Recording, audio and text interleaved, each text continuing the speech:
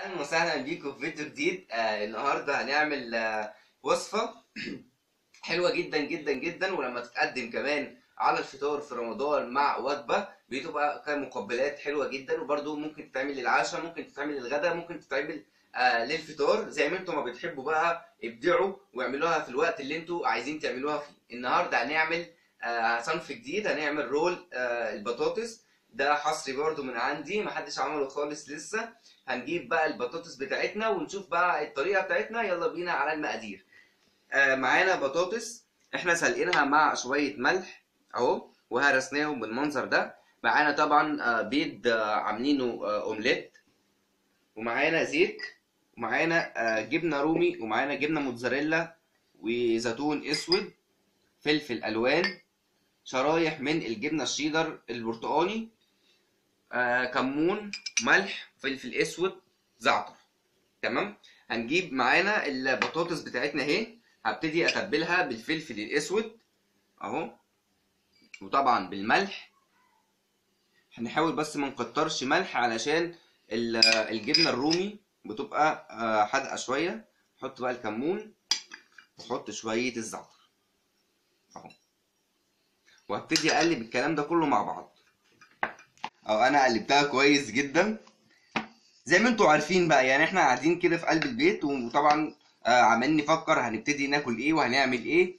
فلقيت عندنا شويه بطاطس، قلت نعمل بيهم الوصفه ديت وافكوا بيها، علشان لو حد بقى فيكم محتار يعمل نفس اللي احنا بنعمله ده. هنقوم جايبين بقى الكلينفل بتاعنا او الورق الحراري.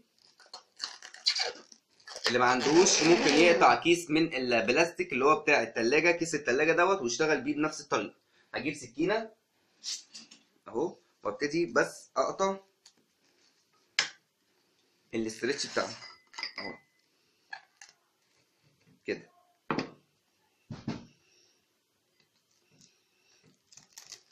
اهو. هبتدي بقى احط البطاطس.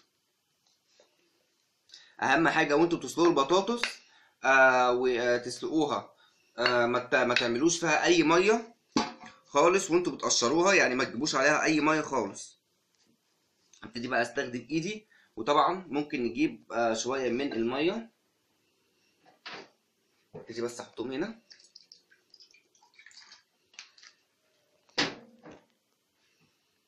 وابتدي املس بس بايدي كده، وابتدي اعمل كده علشان البطاطس ما تلزقش في ايدي. افرد بس ده اهو الكنافه بتاعنا عشان ما يروحش ولا كده ولا كده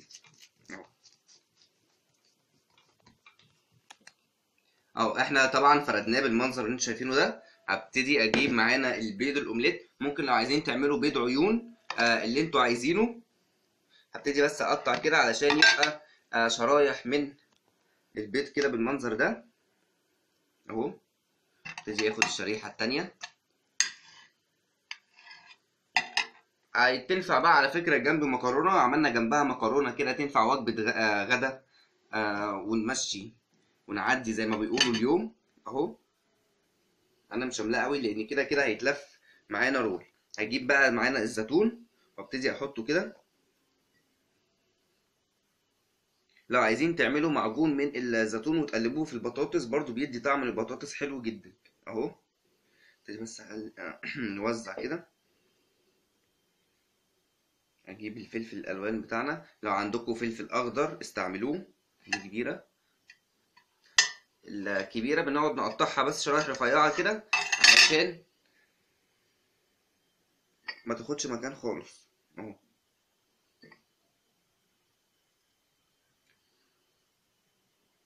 اهو.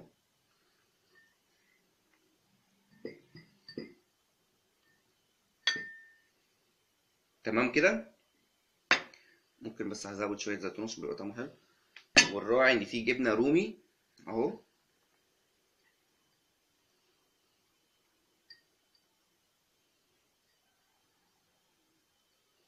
مع الجبنه الموتزاريلا.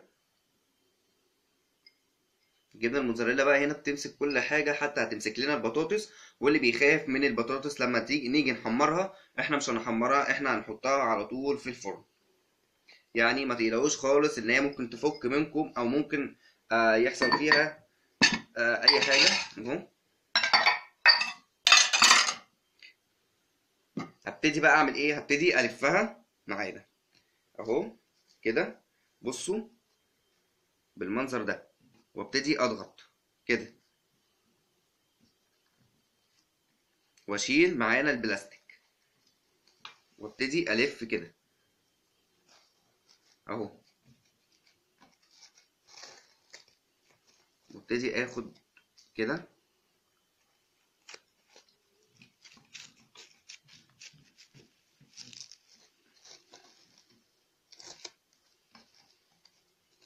تمام. هنا في الجناب معانا هنا هبتدي اقفلها كده في بعضها برضو بالاسترتش، وهبتدي اعمل كده، وهنا بنفس الكلام علشان مفيش اي حاجه تخرج من الرول بتاعنا اهو اهو كده، نعمل كده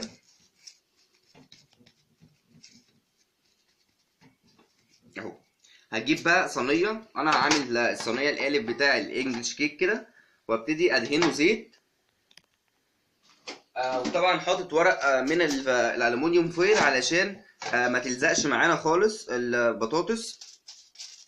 ابتدي بقى احط شويه من الزيت محترمين كده عشان احنا هنحمرها في قلب الفرن اهو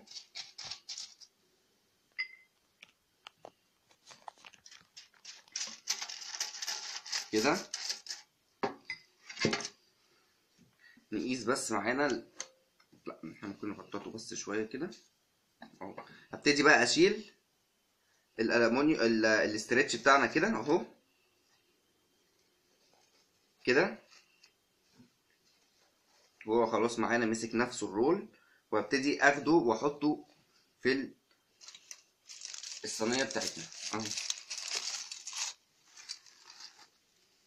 طبعا نظبط، بس هو كان عايز صينيه اكبر بس احنا هنتصرف اهو.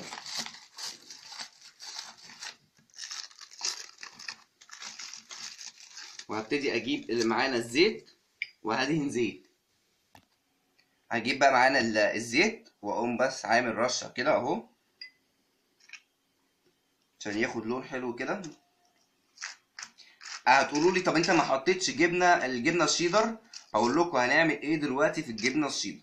انا دلوقتي هحط ده في الفرن على درجه حراره عاليه، وابتدي احطه في الفرن على الشبكه في النص عشان يتحمر من تحت ويتحمر من على الوش. واول ما يتحمر من تحت ويتحمر من على الوش هنرجع ونكمل مع بعض. طبعا بصوا خد لون. في المرحله دي بقى انا هبتدي احط معانا شرايح الجبنه الشيدر من على الوش كده عشان تدي كده شكل، وكمان تدي معانا طعم من فوق وتسيح كده اهو.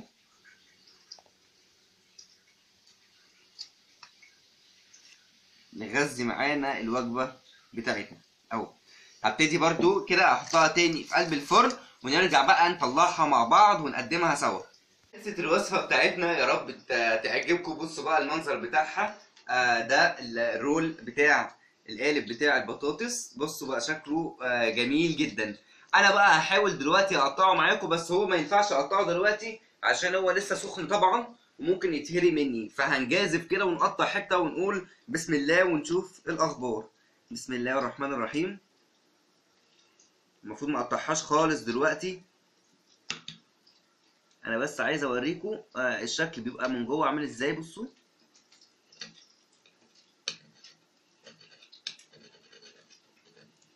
اهو،